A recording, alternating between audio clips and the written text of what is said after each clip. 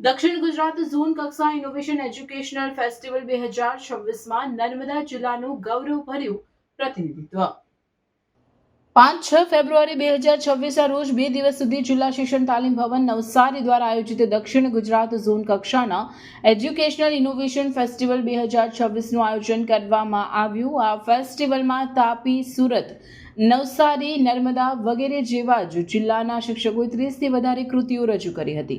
નર્મદા જિલ્લાનું પ્રતિનિધિત્વ સાગબારા તાલુકાની ઉચ્ચતર માધ્યમિક વિભાગના પીએમ મોડેલ સ્કૂલના 2023માં ઉત્તર પ્રદેશ રાજ્યના તત્કાલીન રાજ્યપાલ આનંદીબેન પટેલ દ્વારા એનાયત કરેલ પર્યાવરણ સંરક્ષણ એવોર્ડ મેળવેલ પર્યાવરણ પ્રેમી શિક્ષક નિરલભાઈ પટેલ દ્વારા કરવામાં આવ્યું, જેમાં નિરલભાઈ પટેલ દ્વારા બીજ બેંક અને બીજ સંગ્રહ અંતર્ગત શિક્ષણમાં સંરક્ષણ આધારિત નવો ચાર અપનાવી એક અનોખું મોડેલ રજૂ કરવામાં આવ્યું હતું, જેના માટે બીજ બેંક અને બીજ સંગ્રહનું શિક્ષણમાં સમન્વયમાં ઇનોવેશન અંતર્ગત ઇનામ આપવામાં આવ્યું।